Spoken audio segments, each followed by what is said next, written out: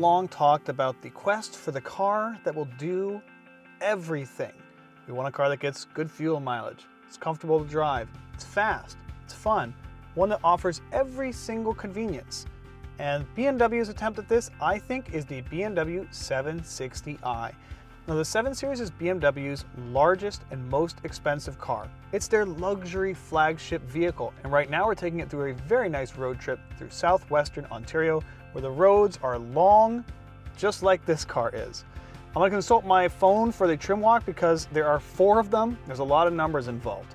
So, starting off, we have the BMW i7. This is their EV version of this exact same car. There's 2 of those. There's the i760 with 536 horsepower, and there's the i7 M70. That has 650 horsepower. The regular EV will set you back $166,000. The i7 M70 will cost you a whopping $207,494. Now, for the traditional gasoline-powered variants, there are 2. One is a V8 hybrid, the 750e, and that retails for $155,294. Makes 483 horsepower and works with a hybrid system. And there's what we have, the BMW 760i xDrive for $166,000. You get a twin turbocharged V8 up front that makes 536 horsepower. It's ICE only, kind of, but it also has mild hybrid assist. Now, our car has a list of options which boosts this as tested price to $182,750. Now, the biggest option here is the premium package. It comes with climate insulated glass, BMW crystal headlights, Sky Lounge panoramic glass sunroof, glass controls, heat comfort package front and rear, interior camera, massaging seats, and black roof liner. Now, we also have the M Sport Shadow Line package, and basically those are a bit more aggressive M designed black accents all around the car to give it a sportier look. In fact, as standard, the 7 Series doesn't actually have visible tailpipes. You only get those sweet quad tailpipes when you order the M Appearance package. It also gets you these 21-inch wheels, which are really big, and if you like the look, they're there, but I don't know if they're too big for me. The M package also includes the world's tiniest and most adorable spoiler on the trunk lid. Probably just for show, but I don't think it does that much. We also have the Advanced Driver Assist package, which means you have hands-free cruise and even lane change hands-free, which is pretty cool. And there are a few other big dollar options, but I want to talk about those more on the road. Starting it up, it has the exact same start button and drive selector as other BMWs, including the BMW X3 I just drove, except the controls are crystal. Well, BMW calls it glass. They kind of have a rainbow prism effect here, and this crystal theme is represented all over the car inside and out. For example, the headlights have a crystal element in them. The door controls have these crystal elements, and while I like how they cast light around the car, there's like little prisms that will shine as light hits these. It does border on tacky a little bit. Now that I have it fired up, you can see my 13.1-inch display in front of me. It is a curved display. I have speedometer, tachometer, vehicle information, and this one does all your car functions. And there's a lot of car functions. In fact, there's this BMW interaction bar, is what they call this crystal look plastic thing that goes across the entire front of the car. This feature is backlit with LEDs that you can make different colors, and it's also kind of divisive. We've had a bunch of people inside this car across our road trip. Not everyone has been a huge fan of it. You may also notice all this carbon fiber trim. That's simply how this car was spec'd. Everything that you see in this car that is carbon fiber could also be open pore wood at your choosing. But that's enough chat, let's get in and drive it. So I'll put it in drive, but we also get to choose how we drive it. And one of the cool parts is that even though I'm in a seat that has heated, vented, and massage, there is a sport mode. Now, BMW's modes these days are really weird. For example, there's a theater mode, digital art mode, silent, relax, expressive, and then the familiar sport mode, which we are going to select. Now, despite being a very big luxury-focused car, because this has a 536 horsepower V8, it is quite capable of getting out of its own way. Allow me to demonstrate. So we're pulling out onto our road here. All one has to do is left foot brake, pull this paddle which says boost, build the boost, and release the brake.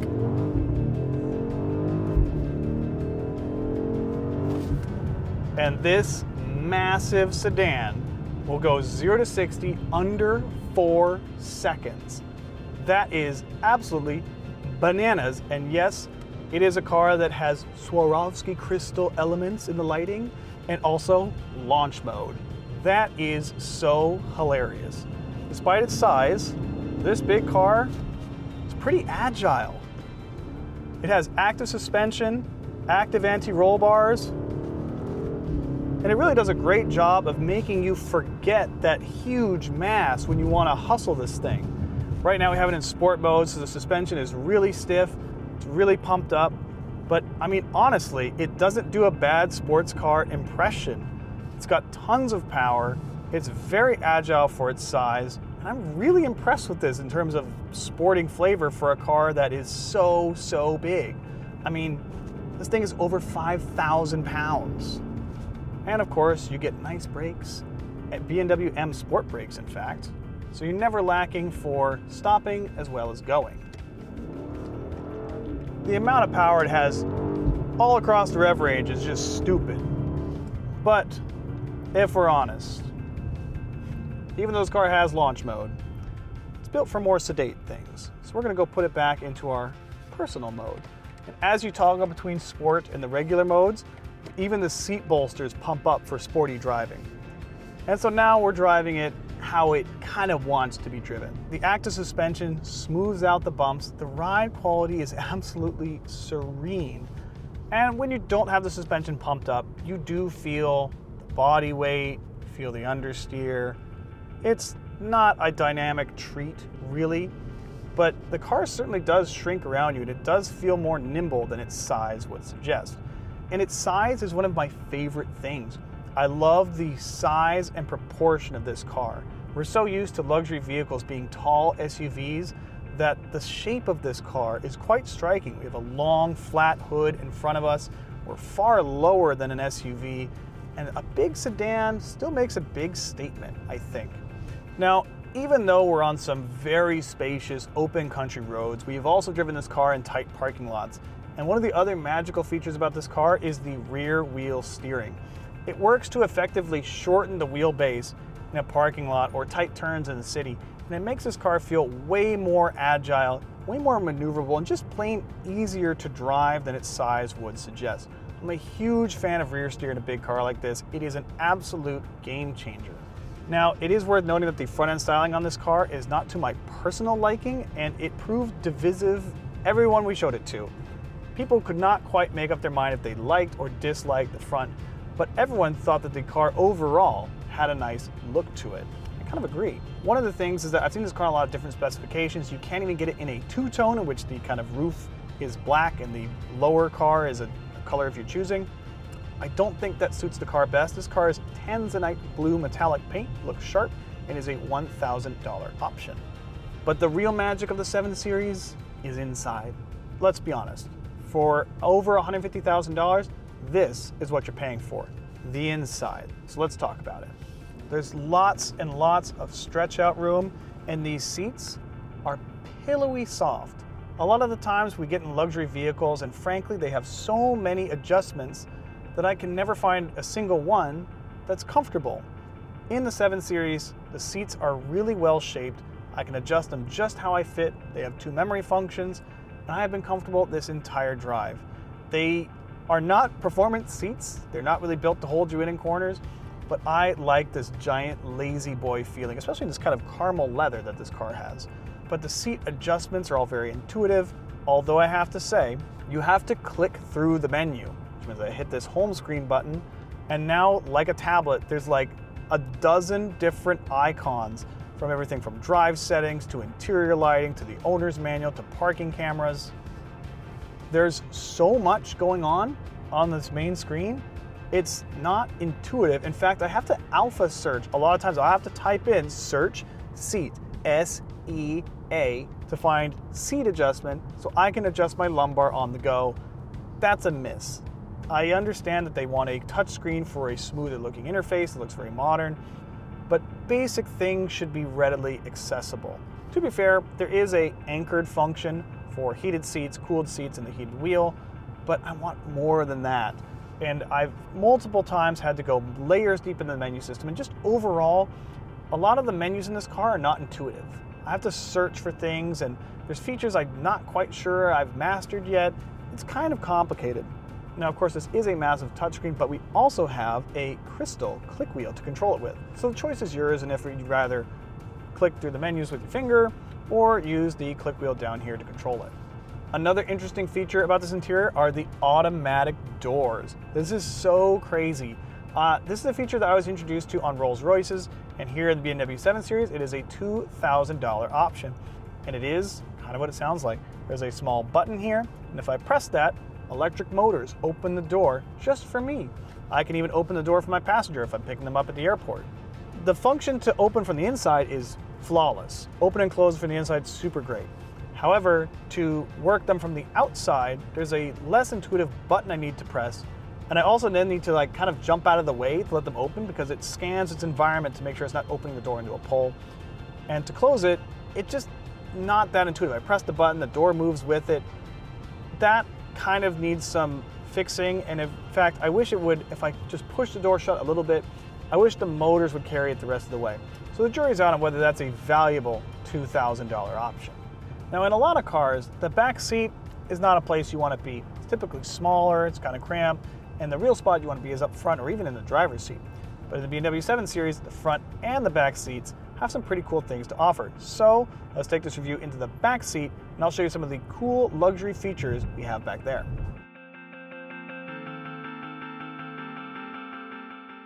Like I was saying, the front seat is only half the charm. The back seat is really, I think, what you're paying for this car. First of all, it's the space. You have plenty of stretch out room. In fact, the seat in front of me is set for a normal individual. I didn't push it all the way forward for the shot. This is how much room you would have with 4 people in the car. And if you wanted to push the seat all the way forward, you can. There's so much stretch out room in this car. I have plenty of headroom, I have plenty of shoulder room. My elbows are comfortably at my sides.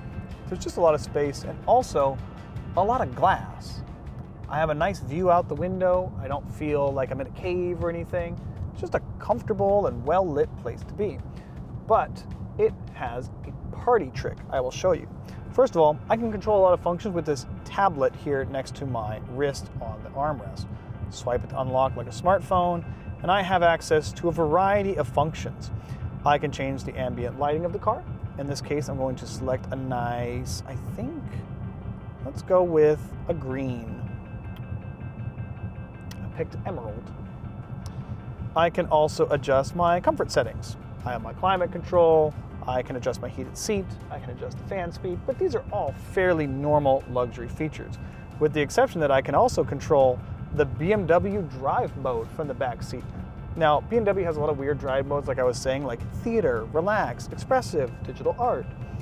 But the funny thing is I'm not allowed to engage sport mode from the back seat. Still, only the driver can do that, although it would be funny to be able to engage launch control from the back seat, but not so. What you can do is engage theater mode, which I will show. I'm clicking this button here, and now the shades come up, and the screen comes down. This is a optional $6,500 system in the backseat of this BMW 7 Series. And essentially, it's like a Fire Stick for your car. You have Amazon Prime, you have Netflix, Crave, you even have YouTube. So if you wanted to perhaps browse Canada's best driving YouTube videos, you could. You have full functionality. And now, with a few clicks of a button, I'm watching some nerd review a McLaren 750S. So I have this great view here because I can also change which side of the screen the display is on. So if you're sitting over there, now the screen's on that side. Or I can move the screen over here because I'm sitting on this side. Now with the other screen, half of the screen, I can show the weather, I can show where I'm at, or I can even do a game. Let's start. So maybe if you have kids, this is kind of fun. You get to play this little game. The point is, there's a lot of entertainment you can have back here. And if that wasn't enough, you can also plug into this screen with an HDMI cable, link it to your laptop. You can do whatever you want back here, and you have a lot of space, and the shades actually work well at reducing the glare. Now, you can listen to the audio from the video via the car stereo, so everyone hears it, or you can connect your headphones so that only you can hear it. This is a very pricey option, but you know what? This is pretty much the next level road trip luxury. Or even maybe not on a road trip where you have sights to see, but maybe you have the same boring commute every day. You get to throw up a video while you're driving to or from work. What could be more relaxing? This 31-inch 8K screen is pretty amazing back here, and maybe pushing the limits on what you need to have in the back of a sedan.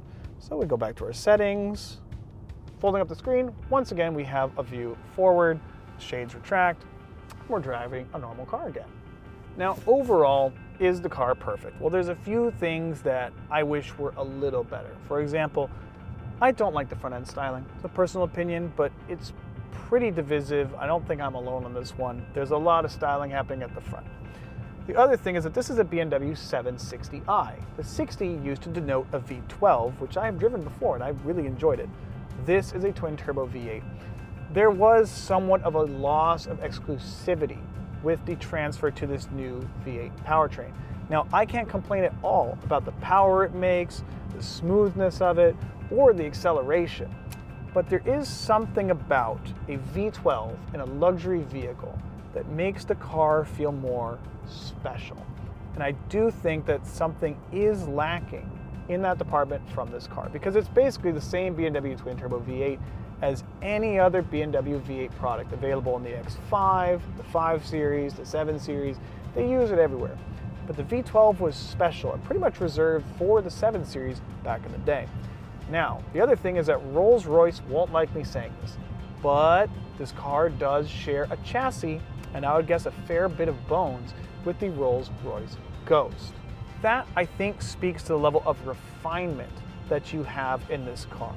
Now, this doesn't have the V12 that the Ghost has, but it does have the automatic power doors, and I think that a lot of the innate luxury goodness from the Rolls-Royce Ghost carries over into this package, which, when viewed through that lens, the base price of around $150,000, I think is pretty good. Now, this car has some fairly pricey options, but I think these options take this to another level of a comfort luxury experience. I had a long time to drive and ride in this BMW 7 Series on this big road trip, and I think my takeaway is that far too often people overlook the luxury sedan and go immediately to the luxury SUV.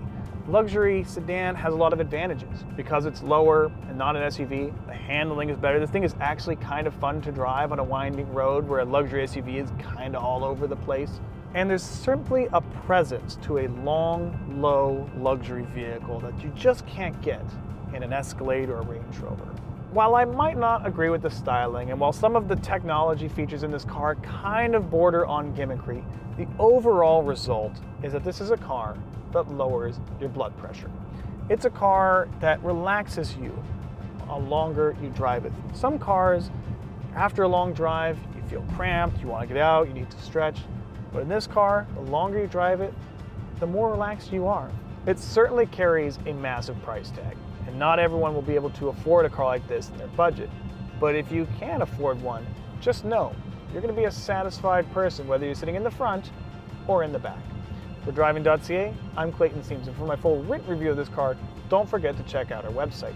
Also, if you'd like to see the weird and wonderful things I've seen while touring around southwestern Ontario, don't forget to check out my travel article on Canada.com. And now I think it's time to deploy the screen and watch some more Driving.ca videos.